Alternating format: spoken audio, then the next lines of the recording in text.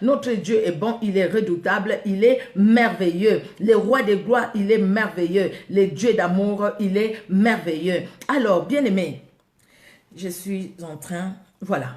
La semaine dernière...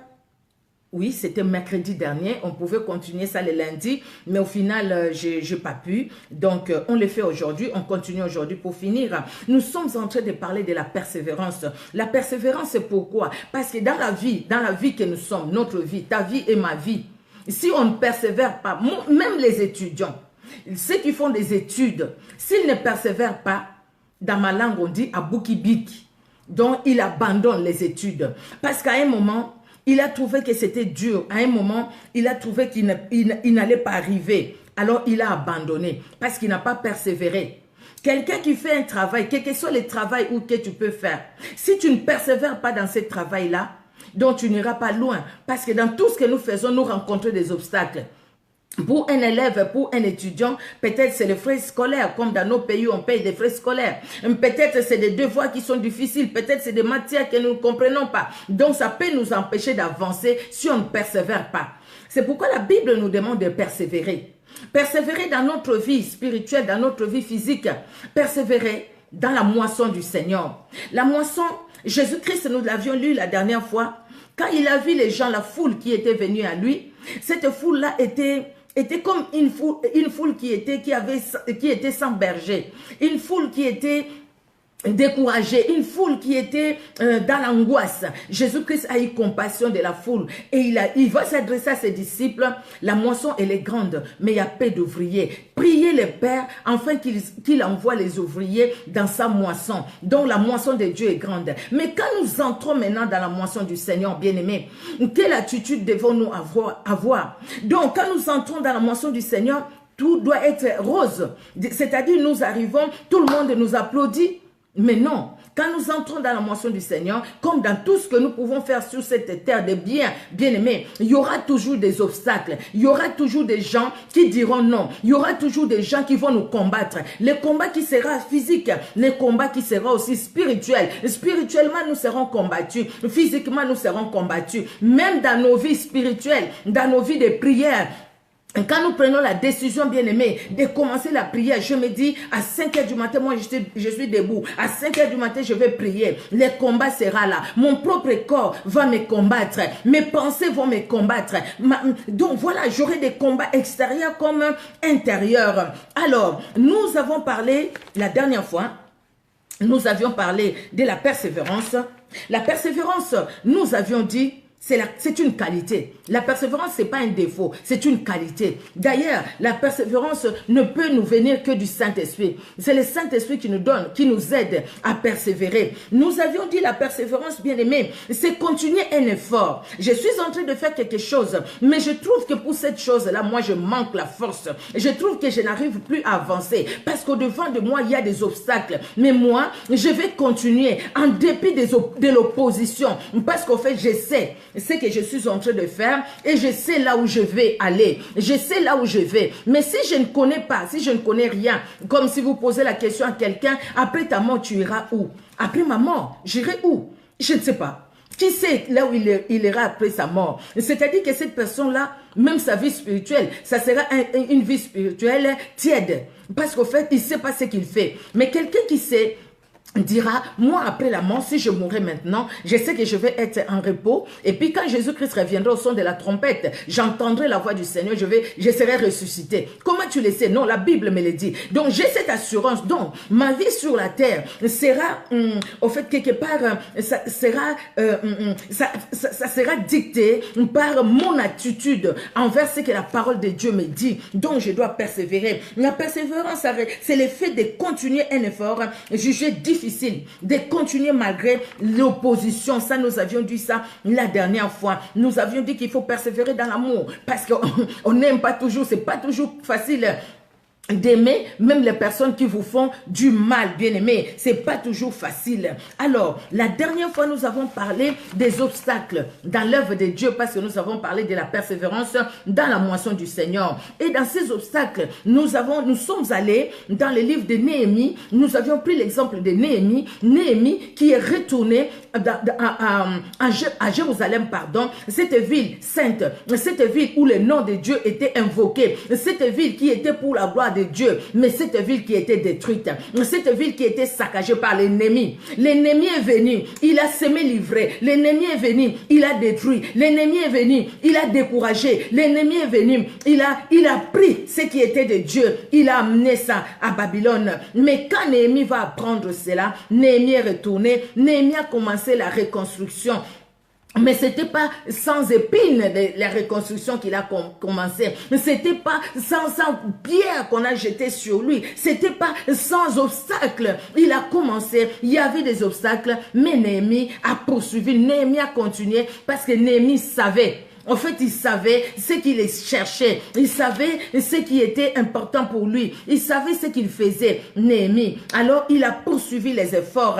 Nous avons parlé, nous avions lu, par la grâce de Dieu, le chapitre 1er, de 1 à 4, le chapitre 2, le chapitre 4, le chapitre 6, où nous avions vu, quand Néhémie a commencé le travail, il y a Sambala, il y a Toubija, il y a beaucoup d'autres personnes qui se sont réunies, au fait, pour venir combattre Néhémie, pour venir combattre les enfants d'Israël qui étaient en train de construire ou de rebâtir la muraille de Jéricho. Mais malgré leur combat, les enfants d'Israël ne se sont pas découragés. Ils ne se sont pas découragés. Néhémie, lui qui était comme responsable, comme le berger, lui qui conduisait même les travaux, Néhémie ne s'est pas découragé. Ils ont tout fait. Ils ont même des mensonges. Il y avait la moquerie qui construit tout simplement, on verra. Même un renard qui passe là-bas, ça va tout tomber. C'est-à-dire, vous êtes nuls. Vous ne pouvez rien faire.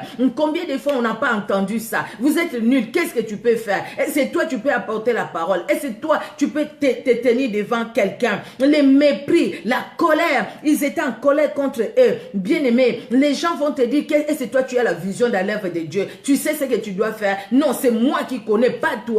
Alors, les dénigrements, quand les gens nous dénigrent, quand les gens nous méprisent, le Seigneur nous dit de persévérer. Et Néhémie a persévéré. Et aujourd'hui, nous allons poursuivre, bien-aimés. Là, c'est le résumé, en tout cas, dans ce que nous avions vu. Nous avions dit que bien qu'il y a des obstacles,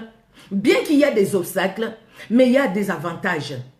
Dans la persévérance, il n'y a pas d'inconvénients, il n'y a que des avantages. Et ces avantages-là, bien-aimés, avant de parler des avantages dans la persévérance, nous allons d'abord parler de comment persévérer alors. Comment persévérer? Bien-aimés, nous ne pouvons pas persévérer dans l'œuvre de Dieu, nous ne pouvons pas persévérer dans notre vie spirituelle, nous ne pouvons pas persévérer dans la vie de prière, nous ne pouvons pas persévérer, bien-aimés, si au départ, nous ne sommes pas fondés sur les rocs, n'est-ce pas? Nous devons être fondés sur les rocs. Les rocs, c'est Jésus-Christ de Nazareth. Nous allons prendre nos Bibles, nous allons lire dans Matthieu 7, c'est une histoire que nous connaissons. C'est là où la Bible nous parle de deux maisons, la personne qui a construit sur les rocs et celui qui a construit sur les sables. Quand les vents sont venus, alors celui qui était sur les rocs a résisté. Pourquoi? Parce qu'il a construit sa maison sur les rocs. Alors nous allons lire Matthieu chapitre 7, du verset 24 au verset 27. Alors, Matthieu 7, 24 à 27. Je vais lire, bien-aimés. C'est pourquoi, quiconque entend ces paroles que j'ai dit et les met en pratique sera semblable à un homme prudent qui a bâti sa maison sur le roc. La pluie est tombée, les torrents sont venus, les vents ont soufflé et se sont jetés contre cette maison. Elle n'est point tombée parce qu'elle était fondée sur le roc. Mais quiconque entend ces paroles que j'ai dit et ne les met pas en pratique sera semblable à un homme insensé qui a bâti sa maison sur les sables. La pluie est tombée, les torrents sont venus, les vents ont soufflé et ont battu cette maison. Elle est tombée et sa ruine a été grande. Parce qu'au fait, il y a la différence entre les rocs et les sables. Mais qu'est-ce que ça peut signifier les rocs? Qu'est-ce que ça peut signifier les sables? Celui qui bâtit sa maison sur les rocs, c'est celui qui bâtit sa vie sur les rocs qui est Jésus-Christ. Donc, cette personne-là, la Bible nous dit, la pluie est tombée, les vents ont soufflé, mais cette maison tient bien, tient bon. Pourquoi? Parce qu'en fait, cette personne a bâti sa maison, sa vie sur Jésus-Christ. Oh, Jésus-Christ est inébranlable. Jésus-Christ est inchangeable. Personne ne peut faire tomber Jésus. Personne. Aucun obstacle ne peut faire tomber Jésus. Aucun. Aucune épreuve ne peut faire tomber Jésus. Aucune.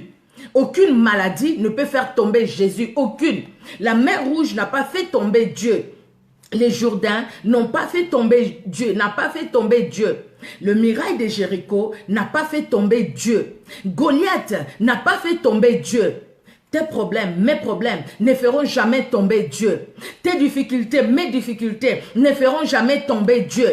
Si et seulement si, toi et moi, nous construisons nos vies sur les rocs. Nous nous appuyons sur les rocs. Bien-aimés, il n'y a pas de persévérance si on n'est pas fondé sur les rocs. Si on ne s'appuie pas sur les rocs.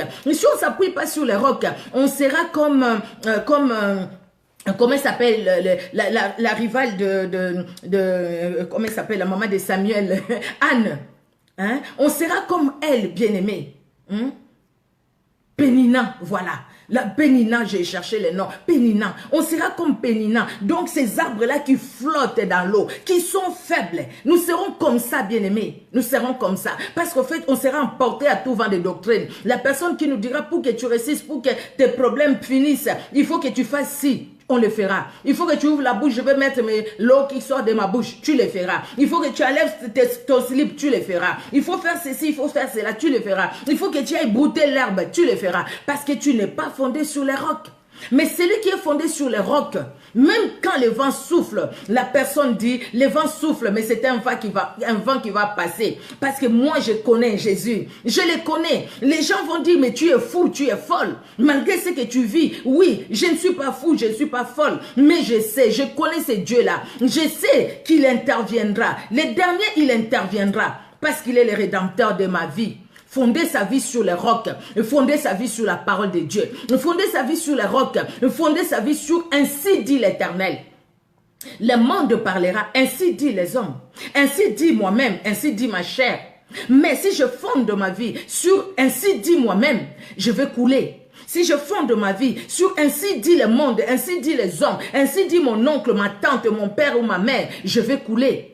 Parce que quand la personne va faiblir, je vais faiblir. Quand la personne va tomber, je vais tomber. Mais si je fonde ma vie sur les rocs, Jésus-Christ de Nazareth, qu'il pleuve, qu'il neige dans ma vie spirituelle, qu'il y ait des tourments, qu'il y ait le vent contraire dans ma vie spirituelle, que les choses marchent comme je l'entends ou pas, je vais rester attaché au Seigneur.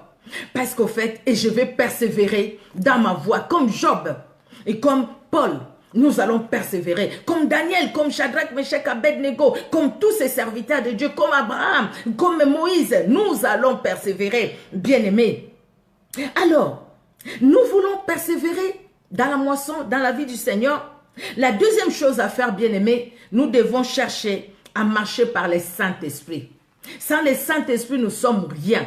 Nous n'allons plus marcher selon les païens, mais nous devons marcher selon le Saint-Esprit. Ne marchons plus comme les païens, parce que nous ne sommes pas des païens bien-aimés, mais marchons selon le Saint-Esprit. Qu'est-ce que la Bible nous dit? Nous allons toujours dans Matthieu, chapitre 5, verset 14. La Bible nous dit, Matthieu chapitre 5, verset 14, la Bible nous dit, « Vous êtes la lumière du monde. Une ville située sur une montagne ne peut être cachée. » La personne qui a fondé sa vie sur les rocs, il sait qu'il n'est pas n'importe qui, il est la lumière. Donc, sa vie c'est une lumière. Sa vie, notre vie, ta vie et ma vie à moi doit éclairer les autres. Comment veux-tu persévérer dans ta vie de prière si déjà toi-même tu n'es pas une lumière, si toi-même tu n'es pas éclairé par cette parole? C'est roc, Jésus-Christ qui est la parole. Quand la parole nous a éclairés, quand la parole de Dieu, Jésus-Christ de Nazareth nous a éclairés, bien-aimés, c'est comme ça que nous allons persévérer. Parce qu'au fait, nous allons refuser de tomber dans les ténèbres. Nous allons refuser de tomber de reculer, de retourner en arrière pour devenir la colonne de sel comme la femme de Lot. Mais nous allons avancer. Nous allons avancer avec l'ainsi dit l'Éternel. Parce que je me dis, moi je suis la lumière du monde. Donc, je ne vais pas marcher comme les ténèbres. Je ne vais pas marcher dans les trains de ce monde. Mais je vais marcher selon la parole de Dieu. Amen. Alors, quand nous allons dans Éphésiens, j'avais mis la feuille là, mais elle est partie. Bon, c'est bon, j'ai retrouvé, merci Seigneur. Quand nous lisons dans Éphésiens chapitre 4, verset 17, nous allons écouter bien aimé. Je vais lire ça, Éphésiens chapitre 4, verset 17. La Bible nous dit, voici donc ce que j'ai dit et ce que je déclare dans le Seigneur. C'est que vous ne devez plus marcher comme les païens qui marchent selon la vanité de leur pensée. Ne marchons plus comme les païens. Nous voulons persévérer, bien-aimés. Comment nous devons persévérer? Nous devons marcher selon le Saint-Esprit. Ne plus marcher comme les païens. Si nous marchons selon les païens, c'est-à-dire que nous sommes flottants tout vent des doctrines. C'est-à-dire que nous ne persévérons pas dans la voie de Christ. C'est-à-dire, quand Jésus-Christ reviendra, il nous dira, je ne t'ai jamais connu. Toi qui commettais l'iniquité. Parce que la vie de Christ ne sera pas à moi. Vous voyez bien aimé, nous devons persévérer. Alors, ne pas marcher selon les païens, deuxièmement. Troisièmement, bien aimé, nous devons avoir la joie dans la parole de Dieu. La joie de témoigner Christ et la joie de vivre la parole de Dieu. Nous devons avoir cette joie. Vous savez, Matthieu 28, de 18 à 20, vous pouvez écrire, c'est un passage que nous connaissons, parce que la Bible nous dit, allez, faites de toutes les nations mes disciples. Hein? Enseignez-leur et tout ça. Faites de toutes les nations mes disciples. Et puis, attendez, pardon. Je préfère que nous puissions les lire en entier. 28, 18 à 20. La Bible nous dit, Jésus s'étant approché là par là ainsi, tout pouvoir m'a été donné dans le ciel et sur la terre. Allez, faites de toutes les nations mes disciples, les baptisant au nom du Père, du Fils et du Saint-Esprit, et enseignez-leur à observer tout ce que je vous ai prescrit. Et sachez que je serai avec vous jusqu'à la fin du temps. Donc vous allez, vous faites de tout le monde les disciples. Mais comment on peut faire les disciples si soi-même on n'est pas disciple? Jésus-Christ est en train de parler aux disciples. Il ne parle pas à la foule. Bien aimé, nous pouvons être nombreux dans nos assemblées. Mais dans nos assemblées, il y a des foules, il y a aussi des disciples. Mais toi et moi, si on ne peut pas parler de la persévérance si nous ne sommes pas des disciples. Nous devons persévérer parce que nous sommes disciples. Et parce que nous sommes disciples, nous devons aller. Quand nous allons, bien aimés, nous allons rencontrer des obstacles. Mais plus nous servons Dieu, plus nous grandissons aussi dans la vie chrétienne. Ça, c'est la vérité. Parce qu'au fait, si le Seigneur nous a laissés sur cette terre, c'est pour que nous puissions les servir. Donc, plus nous les servons, plus nous grandissons. Plus nous proclamons sa victoire, plus nous allons de loin. Bien aimé, à quoi ça va servir? Quand nous parlons de Jésus-Christ, nous parlons quelqu'un qui est dans des problèmes, et puis nous lui disons, tu sais, sois forte, le Seigneur t'aime et tout ça, tout ça. Mais quand moi-même je suis dans les problèmes, et puis je dis, que personne ne me parle de Dieu, que personne ne me parle de Dieu. Quel contraste, quelle contradiction entre du vécu et le parler. Là, en fait, c'est deux personnes. Une personne qui parle, juste la parole parler, mais une personne qui ne vit pas cette parole. Donc, faire de toutes les nations les disciples, c'est vivre la parole et donner ce que j'ai. Ce que j'ai, c'est la vie de Christ à moi. Je la donne à mon frère ou à ces messieurs, à cette femme, afin qu'elle aussi, lui aussi, devienne comme moi, devienne disciple de Christ. Je les donne à ses cousins, à cette cousine. Je les donne à ses frères, à cette sœur, pour qu'eux aussi deviennent comme moi. Vous savez, dans l'histoire de David et Goliath, c'est dans 1 Samuel 17. 1 Samuel 17 nous parle de cette histoire des enfants d'Israël qui sont partis, hein, parce qu'il y a Goliath qui a lancé un défi. Ils sont partis combattre. Les frères à David aussi, ils étaient là. Nous connaissons l'histoire. Maintenant, quand le papa de David va envoyer David, David va arriver pour voir ses frères, mais il voit un Goliath, un monsieur grand et tout, qui vient défier les enfants d'Israël. Et les enfants d'Israël qui fuient devant Goliath. Ah, David regarde et dit, ah non, c'est pas possible. C'est pas possible. Mais qu'est-ce que le roi a dit à la personne qui va... Et qu'est-ce qu'on fera? Parce qu'il a entendu les gens parler. Qu'est-ce que les personnes... Saül va faire à la personne qui va battre Goliath? Ah, voilà les avantages qu'il va donner. Ah, ok. David regarde Goliath. Quand il regarde Goliath, les films de tout ce qu'il a fait dans la forêt, comment il a attrapé les lions, comment il a pris ces animaux féroces qui sont venus pour attraper les brebis, comment il les a avec ses mains, sans rien dans ses mains, comment il les a tués. Et il a arraché même la brebis de la gueule de ces lions. David voit ces films et se dit, ah, le Dieu qui m'a donné cette victoire, il est capable aussi. Si les lions qui tuent les gens ne m'ont pas tué, et c'est un circoncis, quelqu'un qui ne connaît même pas Dieu, ah non, ça ne peut pas se passer ainsi. Mais maintenant, le problème se passe où? Le problème se passe dans la parole. La parole contre parole. Le problème se passe dans la parole. Regardons bien aimé. Dans 1 Samuel chapitre 17. 1 Samuel chapitre 17. Je suis arrivée. 1 Samuel chapitre 17. Alors, nous allons vers la fin. Nous allons lire du verset 44 au verset 47. Vers la fin, 44.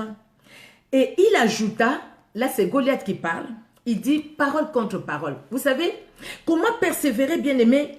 Je l'ai dit que nous devons annoncer la parole de Dieu.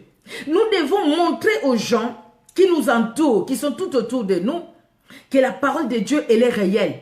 Que la parole de Dieu, elle est vivante. Parce que quoi? Parce que nous sommes assis sur cette parole. Comme j'ai dit, nous sommes solidement fondés sur les rocs, qui est la parole. Donc, ma vie dépend tellement de cette parole, que tu crois ou pas, cette parole-là, elle est la vérité, elle s'accomplira. Ah, ça bègue. Je pense que c'est bon, non, là maintenant. Parce que moi, je me vois là en train de parler, alors je ne sais pas si ça bègue. Je pense que c'est bon maintenant. Bon, ça bégait peut-être un moment, maintenant c'est bon. Hein? Je pense que c'est bon. Merci Seigneur Jésus-Christ de Nazareth. Alors, qu'est-ce qu'il va dire? Il dit, il ajouta, viens vers moi et je donnerai ta chair aux oiseaux du ciel et aux bêtes des champs. David dit aux Philistins, tu marches contre moi avec l'épée, la lance et les javelots. Donc, tu marches contre moi avec ta puissance de la sorcellerie, avec ta magie, avec ton occultisme, avec ton argent, avec ton arrogance, avec tout. Mais écoute-moi bien. Parce que moi, ma vie est fondée sur la parole qui est Jésus-Christ. Parce que moi, ma vie dépend de Dieu. Écoute-moi bien. Ouvre tes oreilles, Goliath. Ouvre tes oreilles, toi, Goliath de ma vie. Toi qui crois que moi, je ne vais pas persévérer dans ces dieux. Que je vais perdre la confiance que j'ai à ces dieux. Écoute-moi bien. Et il va le dire. Et moi, je marche contre toi au nom de l'Éternel des armées. Il ne pouvait pas dire au nom de l'Éternel des armées s'il n'était pas fondé sur cet Éternel des armées. Il connaissait l'Éternel des armées. Contre toi, au nom de l'Éternel des armées, du Dieu de l'armée d'Israël que tu as insulté. Aujourd'hui, l'Éternel te livrera entre mes mains. Je t'abattrai et je te couperai la tête. Aujourd'hui, je donnerai les cadavres du camp des Philistins aux oiseaux du ciel et aux animaux de la terre. Et toute la terre saura qu'Israël a un Dieu. Alléluia. Alléluia. Vous voyez ça? Et la personne qui dit ça, c'est un gamin. Un gamin, ça baigne toujours. Ah, mon Dieu, mon Dieu, mon Dieu. Et peut-être j'ai mis la 4G, je ne sais pas. Bon, si ça revient de temps en temps, mon Dieu, que Dieu nous fasse grâce. Vous voyez? Donc la personne qui dit ça, c'est un gamin. Et il est dit à qui? Il est dit à un guerrier.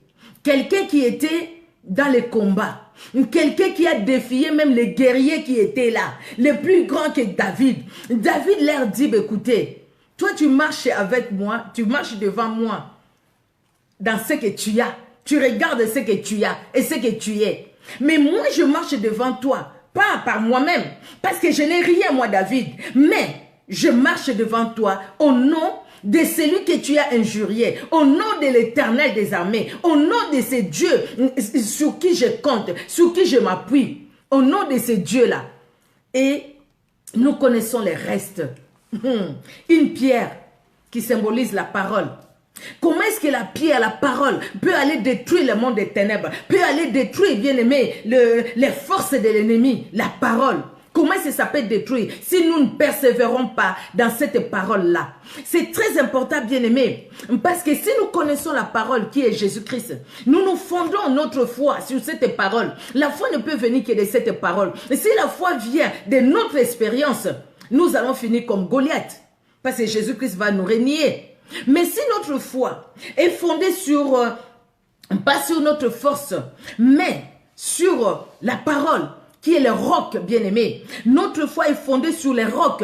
En ce moment-là, nous allons parler. Ça sera parole contre parole. Nous n'allons pas être impolis. Nous n'allons pas être malpolis. Nous n'allons pas dire aux gens que tu joues avec moi. Au nom de Jésus-Christ, tu ne me feras rien. C'est comme aujourd'hui, maintenant, tout le monde dit sans effet au nom de Jésus.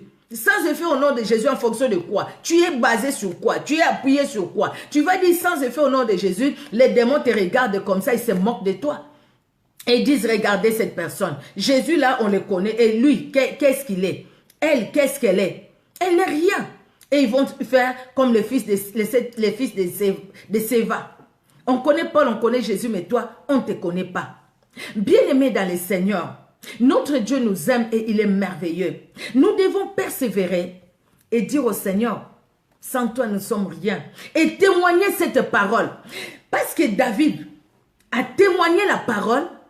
Il n'a pas laissé que la parole de Goliath puisse l'anéantir. Vous savez, les autres fuyaient pourquoi? Parce qu'ils voyaient Goliath et la parole de Goliath le faisait fuir. Parce que Goliath leur disait, je vais vous couper la tête, je vais donner votre chair aux oiseaux du ciel. Vous allez voir que quelqu'un approche, Et cette parole-là les faisait peur. Ils tremblaient.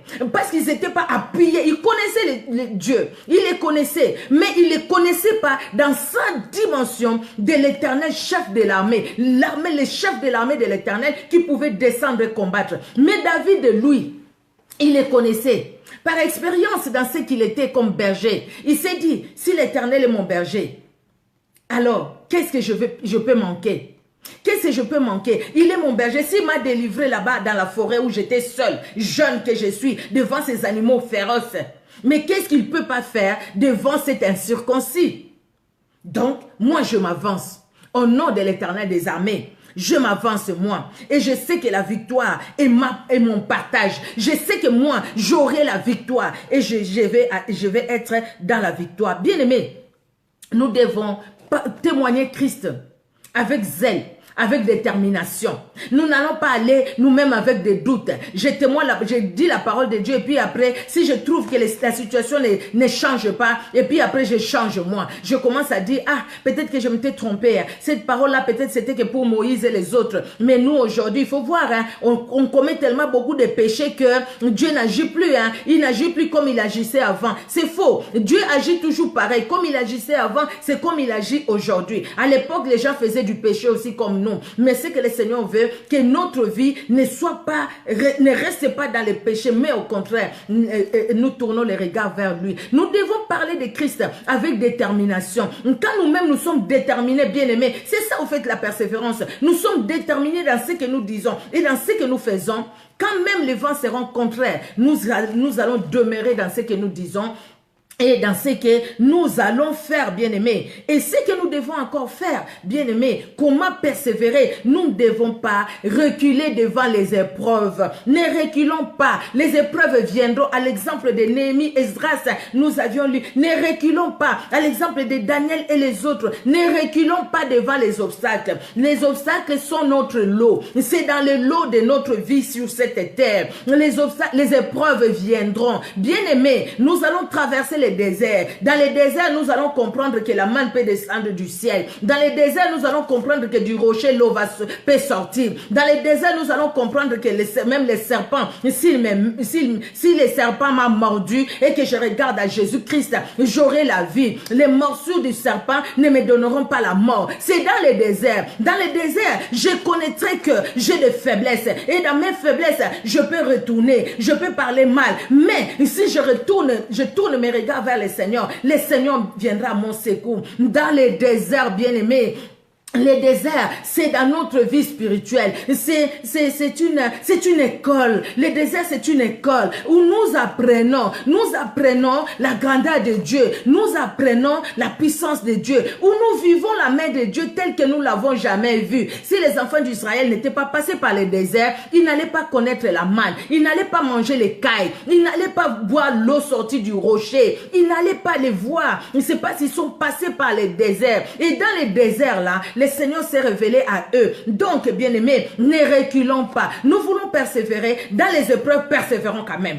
Dans les épreuves, persévérons quand même. Quand les choses vont le contraire, persévérons quand même. Quand les choses sont négatives par rapport à ce que nous voulons, persévérons quand même. Même quand les gens nous injurient, persévérons quand même. Allons toujours de l'avant parce que Dieu ne nous abandonnera jamais. Job l'avait compris. Il a dit, je sais que mon Rédempteur est vivant et il interviendra les derniers. Alléluia, alléluia. Nous sommes des jusqu'au boutistes. Amen, amen. Jésus-Christ est jusqu'au boutiste. Il est venu, les gens l'ont injurié, les gens l'ont dénigré, mais il connaissait ce qu'il est venu faire. Il est allé jusqu'au bout, jusqu'à la croix. Et sa venue sur la terre, c'était pour qu'il aille à la croix, pour que toi et moi nous soyons sauvés. Maintenant que nous avons compris, soyons jusqu'au boutiste avec Jésus-Christ. Parce qu'au fait, nous ne travaillons pas pour Jésus, mais nous travaillons avec Jésus. Si nous disons que nous travaillons pour Jésus-Christ, quand ça n'ira pas, nous allons abandonner. Nous allons dire, ah, je travaille pour lui, il n'a rien fait pour moi. Mais si tu sais que tu travailles avec Jésus-Christ bien-aimé, même quand les vents seront contraires, nous allons dire, il a traversé des épreuves. Il m'a dit, vous aurez des tribulations, mais n'ayez pas peur. J'ai vaincu. Donc, il a vaincu parce qu'il est à moi, parce qu'il travaille avec moi. Donc, moi, je m'attache à lui, bien-aimé. Je m'attache à lui. Dans Matthieu 10, chapitre 10, 28 à 33, nous pouvons les lire, nous allons écrire ça. Bien-aimés, persévérons même quand nous aurons des épreuves. Alors, ce que nous devons faire aussi, comment persévérer dans la moisson, bien-aimés, nous devons chercher et désirer le maximum de Dieu. Désirer même la plénitude. Et cette plénitude, c'est la plénitude dans le Saint-Esprit. La Bible nous dit, ne vous enivrez pas de vin, c'est de la débauche, mais soyez remplis du Saint-Esprit. Alléluia. Cherchons la plénitude du Saint-Esprit. Cherchons à être remplis du Saint-Esprit, jour après jour, le matin comme le soir. Demandons la plénitude du Saint-Esprit, parce que c'est le Saint-Esprit qui nous aidera. C'est le Saint-Esprit qui nous aidera pour que nous allions loin. C'est le Saint-Esprit bien-aimé. Ce n'est pas un homme qui nous aidera pour aller loin, mais au contraire, c'est le Saint-Esprit qui nous aidera, afin que nous puissions aller loin. C'est le Saint-Esprit bien-aimé, c'est le Saint-Esprit. Persévérons parce que le Saint-Esprit nous donnera la force. Éphésiens 5, 18, ne vous enivrez pas de vin, c'est de la débauche, mais soyez remplis du Saint-Esprit. C'est le Saint-Esprit qui nous donnera la force de persévérer. Alléluia. Mais maintenant, quels sont ces avantages? Nous devons persévérer, je dois persévérer, mais pour attendre quoi de cette persévérance? Pourquoi je ne peux pas vivre comme monsieur tout le monde, madame tout le monde? Quand je suis fatigué, le mariage ne vient pas, je vais vivre avec un monsieur qui ne m'a pas épousé, je vais là-bas, j'aurai mon enfant et puis voilà, c'est fini, au moins j'ai mon enfant. Si je ne trouve pas, j'ai pas l'argent, ma famille est pauvre, je peux aller vendre mon corps pour avoir l'argent, pour nourrir mes enfants, pour nourrir, ma famille. Si je n'ai pas, je vais porter des marques comme les autres portent des grandes marques. Je vais dans un magasin, je vole. Pourquoi persévérer? Dieu voit, Dieu va me pardonner. Erreur. Les avantages bien-aimés. Quand nous persévérons, même si je porte des habits sans marque, même si je porte des habits qui coûtent je ne sais pas combien d'euros, combien de dollars, pendant que les autres à côté portent des habits qui coûtent cher, ils portent des marques, ils montrent des marques, des grandes marques, et moi j'en ai pas.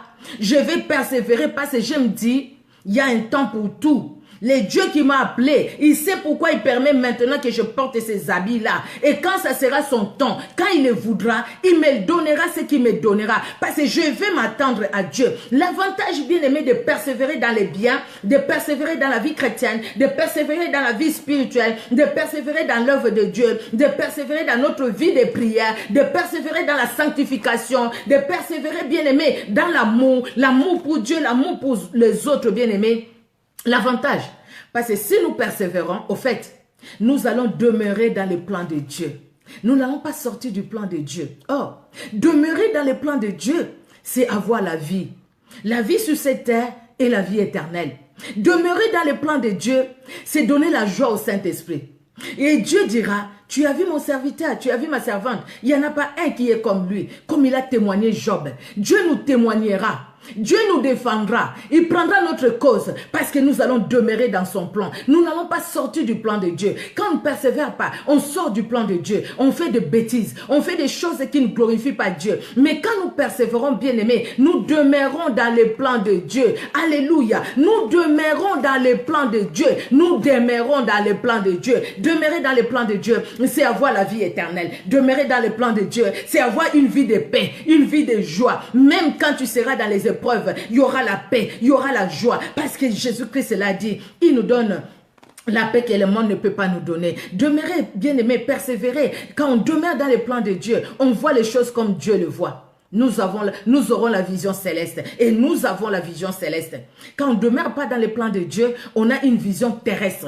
On a une vision mondaine. On regarde les choses comme le monde le voit. Mais quand nous demeurons, nous persévérons, nous allons demeurer dans les plans de Dieu et nous allons voir les choses telles que Dieu le voit. Quand les gens ne nous comprendront pas, ils ne nous comprendront pas, les gens, mais nous allons nous comprendre parce que nous savons là où nous sommes appuyés. Quand les gens diront, non, non, non, non, non, toi tu es devenu fou, tu es devenu folle, nous allons dire au contraire, je suis sage. Je suis plus sage que les sages de ce monde. Pourquoi? Parce qu'à moi habite la sagesse. À moi, alléluia, habite la paix. À moi habite la vie. La vie qui est Jésus-Christ de Nazareth.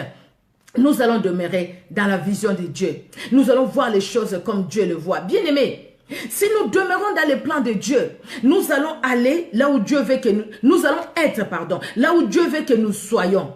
Nous n'allons pas nous conduire par nous-mêmes. Si dans mon église, le Seigneur veut que je sois en train de faire le ménage à l'église, je serai en train de faire le ménage à l'église. Parce que Dieu me bénira dans ce que je ferai. Je ne vais pas envier la personne qui prêche la parole de Dieu. Si dans mon église, ma place est comme prophétesse ou prophète, je serai là où Dieu veut que je sois. Si ma place est être évangéliste, je serai là où Dieu veut que je sois. Si ma place à l'église c'est être intercesseur, intercesseuse, je vais être là où Dieu veut que je sois. Je ne vais pas envier les autres parce que je suis dans le plan de Dieu. Donc, je me retrouverai toujours à l'endroit que Dieu veut que je sois. Même si j'ai quitté mon pays pour un autre, je ne veux pas commencer à vivre différemment de ce que je vivais dans les pays où j'étais. Non, parce que Dieu n'a pas changé. Combien de personnes qui priaient Dieu, qui aujourd'hui disent, quand j'étais en Afrique, moi la prière, mais qu'est-ce qui se passe aujourd'hui où tu n'es pas en Afrique?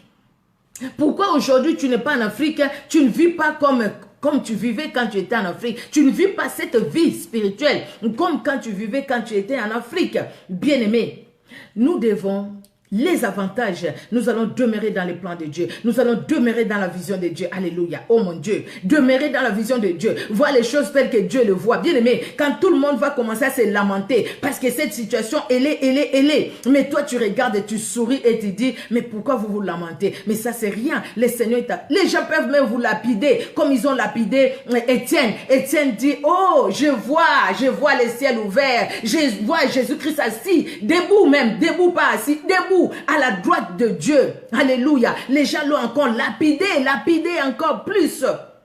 Parce que Dieu lui a ouvert les yeux pour dire, mon fils, ne t'en fais pas, ça c'est passager. Regarde la gloire qui t'attend. La gloire qui t'attend, bien-aimé. La gloire qui t'attend. Un Paul qui dit, je suis pressé des deux côtés. Je veux bien rester avec vous, mais à moi, je sens aussi qu'il faut que je parte.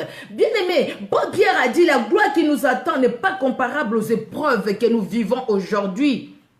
Mais pour cela, il faut demeurer dans le plan de Dieu, demeurer dans la vision de Dieu. Et nous allons être là où Dieu veut que nous puissions être. Bien-aimés, l'avantage de persévérer, c'est être et non paraître. Donc, être et non paraître. Paraître, c'est tout ce que les Matthieu vu. Tout ce qu'on fait pour que les hommes nous voient. On fait beaucoup de choses pour que les hommes nous voient, que nous avions fait. Mais, celui qui persévère, bien-aimé, ne cherche pas à faire pour que les hommes voient, mais il fait parce qu'elle est, parce qu'il est. Pourquoi? Parce que cet homme-là, elle fait ce que Dieu veut qu'il puisse faire, parce qu'il est dans la vision de Dieu. Et il est là où Dieu veut qu'il soit, parce qu'il est dans la vision de Dieu, ou elle est dans la vision de Dieu.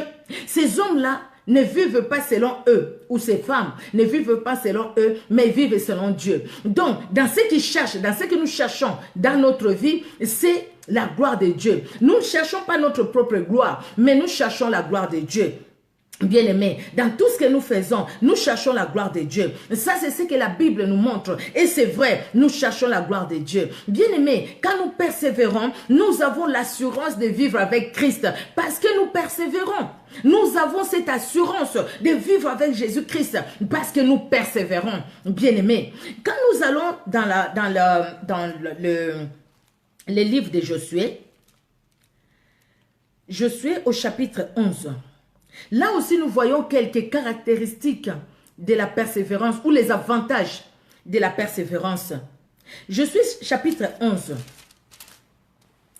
Alors, quand nous persévérons, bien-aimés, nous allons lire ça après. Quand nous persévérons, nous vivons les bénédictions de Dieu. Nous vivons les promesses de Dieu dans nos vies. Les promesses de Dieu, ça s'accomplit. Quand nous persévérons, nous sommes victorieux. Nous sommes des vainqueurs parce que nous avons persévéré dans la voie de Christ.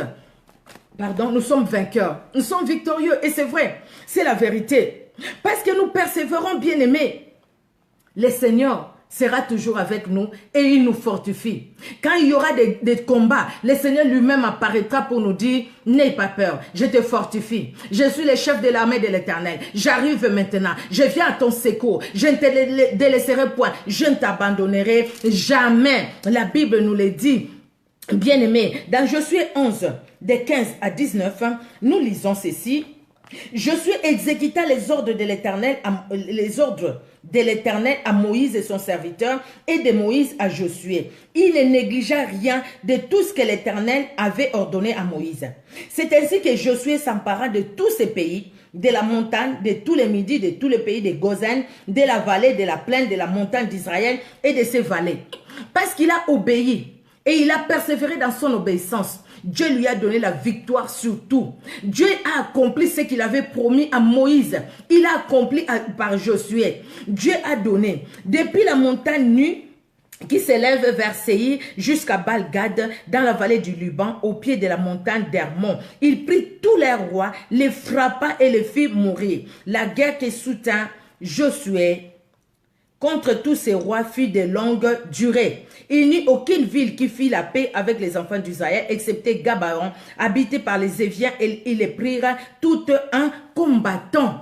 Voilà comment Dieu nous rend plus que vainqueurs. Avec Jésus-Christ, nous sommes plus que vainqueurs. Parce que Jésus-Christ a vaincu. Si nous persévérons, bien-aimés, nous avons la victoire. La victoire de Jésus-Christ est notre partage. Nous sommes victorieux, nous sommes victorieuses. Les combats qui viendront les jours comme la nuit, nous serons toujours dans la victoire. Les démons ne viendront pas nous dire... Je n'avais pas assisté à cette prière-là. On me l'a raconté, je n'étais pas là. Un frère qui vient, oh, je te chasse au nom de Jésus, au nom de Jésus. Alors les démons les prennent là dans sa verse, ils les prennent. Toi, tu viens nous dire, parler au nom de Jésus, tu sais ce que tu as fait hier. Mais celui qui persévère dans la sainteté, les démons tremblent. Les démons tremblent et te regardent et disent, quel homme fort, quelle femme forte. Parce qu'au fait, ils ne voient pas un trou, un seul trou pour venir t'attaquer. Ils voient pas, ils peuvent t'attaquer de loin, mais ils ne voient pas un seul trou pour venir entrer en toi, bien-aimé. Pourquoi? Parce que nous avons la victoire, parce que nous persévérons dans l'obéissance. Josué a persévéré dans l'obéissance et Dieu a accompli ce qu'il lui avait dit. Il lui a donné toute la contrée, c'est ce que la Bible nous dit, toute la contrée. Josué est allé, il a été vainqueur. Il a combattu, il a été vainqueur. Et ainsi après, il a donné aux enfants d'Israël, comme Dieu les lui avait promis, bien-aimés. Et quand nous persévérons, bien-aimés, dans la parole de Dieu, dans l'œuvre de Dieu, nous allons voir comment Dieu va se révéler dans nos vies. Alléluia. Même l'histoire de Néhémie, ce que nous avions lu, quand nous regardons au chapitre 7, les premiers versets, ils étaient combattus, ils ont persévéré et au chapitre 7, bien-aimés, les premiers versets, la Bible nous dit, Jérémie, ils ont fini. Et ils ont consacré maintenant le temple à Dieu. Ils ont fini. Nous sommes des jusqu'au-boutistes. Quand nous persévérons, nous verrons la main de Dieu. La finalité, bien-aimés. La victoire, bien-aimés. Regardez, lorsque la muraille fut rebâtie et que j'eus posé les battants des portes, on établit dans leurs fonctions les portiers, les chantres et les lévites. J'ai donné mes ordres à Anani, mon frère, et à Anania, chef de la citadelle de Jérusalem, homme supérieur et grand en nombre par sa fidélité et par la crainte de Dieu. Lorsqu'on a fini de bâtir, j'ai établi les personnes qui devaient être établies. Les chantres étaient là, chacun était à son poste. Parce qu'au final, le travail avait fini. Ne commençons pas l'œuvre de Dieu pour abandonner au milieu, pour dire, écoutez, je suis fatigué, je n'arrive plus. Ne commence pas une vie avec Christ pour abandonner et pour retourner dans le monde. Non, ne commence pas pour retourner dans le monde, bien-aimé. Pense à ce qui nous attend. Pense à ce que si tu retournes dans le monde, Jésus-Christ reviendra. Et quand il reviendra, où est-ce que tu seras? Pourquoi perdre tout? Parce qu'après, ça sera chaud. Ça sera chaud. Les gens qui vont souffrir pour l'éternité dans la souffrance. Ça ne sera pas une souffrance aujourd'hui et demain tu ne souffres pas. Tous les jours tu vas souffrir. Tous les jours ces gens-là vont souffrir. Et nous de l'autre côté avec Jésus-Christ, nous serons dans la joie aussi tous les jours. Tous les jours. Il n'y aura pas de nuit, il n'y aura pas la nuit, il n'y aura pas de jour. Il n'y aura que la lumière pour nous. Et pour les autres, il n'y aura pas de nuit, il n'y aura pas de jour. Il n'y aura que ce qu'il y aura pour eux. Je ne sais pas les ténèbres ou que s'il n'y aura pas, s'ils seront dans les ténèbres, mais dans une souffrance atroce. Quelqu'un peut prendre même un couteau et dire, je me donne la mort. Mais il ne se donnera plus la mort parce qu'en ce moment-là, il a un autre corps. Ce corps-là qui est condamné. Même ceux qui sont morts sans Christ, même ceux qui seront restés, ceux qui vont subir la grande tribulation, ceux qui vont accepter la marque de la bête. Bien-aimé, une souffrance sans fin. Mais le Seigneur ne veut pas que nous puissions souffrir. Le Seigneur veut, c'est vrai que je vois que ça bug un peu. Le Seigneur veut que nous puissions vivre la vie avec Christ. Nous allons lire les derniers versets. C'est Pierre qui pose la question à Jésus-Christ. Il dit à Jésus, écoute, maître, nous autres, nous avons tout laissé, nous t'avons suivi. Mais qu'est-ce que nous allons gagner? Nous te suivons partout où tu pars. Nous allons avec toi. Mais nous allons gagner quoi? Maître, dis-nous un peu. Qu'est-ce que nous allons gagner? Dans Matthieu 19, bien-aimé.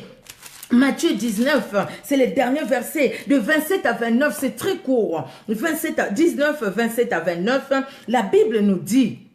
Pierre, prenant la parole, lui dit, voici, nous avons tout quitté et nous t'avons suivi. Qu'en sera-t-il pour nous? Jésus leur répondit, je vous l'ai dit en vérité, quand le Fils de l'homme au renouvellement de toutes choses sera assis sur le trône de sa gloire, vous qui m'avez suivi, vous serez de même assis sur 12 trônes et vous jugerez les 12 tribus d'Israël. Et quiconque aura quitté à cause de mon nom, ses frères ou ses sœurs, ou son père, ou sa mère, ou ses femmes, ou sa femme, ou ses enfants, ou ses terres, ou ses maisons, recevra au centuple et héritera la vie éternelle. Héritera la vie éternelle. Sur cette terre, nous allons recevoir, nous recevons beaucoup. Regardez, il y a je ne sais pas combien d'années passées, on ne se connaissait pas. Beaucoup de personnes, beaucoup de bien-aimés, on s'est connus sur Facebook et aujourd'hui on se parle parce que nous formons une famille. On ne pouvait pas se parler, on ne se connaissait pas. Mais aujourd'hui, à cause de Christ, nous nous connaissons. À cause de Christ, c'est parce que nous les suivons, parce que nous persévérons, nous les connaissons. Et il y a la vie éternelle qui nous attend. Notre destination finale, bien-aimés, la vie éternelle que nous allons vivre avec les Seigneurs. Que Dieu bénisse tout un chacun de nous bien-aimés. La Bible nous demande de persévérer. La Bible nous le demande. Persévérons dans la vie de prière, dans la communion fraternelle. Persévérons dans l'œuvre que nous faisons pour Dieu. Persévérons. Persévérons dans la marche, dans la sainteté, dans la sanctification. Persévérons, bien-aimés. Si on ne persévère pas, aujourd'hui on va marcher dans la sanctification et demain on sera dans la souillure. Mais ce n'est pas ce que Dieu attend de toi et de moi. Que Dieu bénisse tout un chacun et merci pour votre présence. Nous allons prier. Nous allons demander quoi à Dieu? Nous allons prier, bien-aimé. Si peut-être à cause d'une situation, d'un événement que tu as traversé, tu as abandonné la foi, tu as abandonné la vie chrétienne, tu as faibli dans ta foi chrétienne, tu vas demander pardon, Seigneur, et tu vas dire à Dieu, Seigneur, j'ai faibli, c'est vrai, j'ai abandonné, c'est vrai, mais je viens te demander pardon, pardonne-moi pour cet abandon. Maintenant, je me remets à toi, je me recommande à toi, afin que je ne puisse plus abandonner et je vais persévérer, je vais rester, je vais demeurer, Seigneur, dans ta présence, en dépit de tout ce qui m'entourera, en dépit de tout ce que je peux vivre, en dépit des obstacles. Toi-même sur la terre, tu as vécu aussi des obstacles, mais tu as persévéré. Moi aussi, je vais persévérer. Nous allons prier. Merci Seigneur Jésus-Christ. Merci le roi de gloire. Alléluia, alléluia. Vois mon frère, vois ma soeur, éternel Dieu de gloire. Celle qui est là, celui qui est là, éternel Dieu d'amour. Oui, c'est vrai. Nous avons traversé des fois des situations difficiles. Nous avons perdu peut-être un membre de la famille ou des membres de la famille. Nous avons manqué telle chose ou telle autre dans nos vies, Seigneur. Et le découragement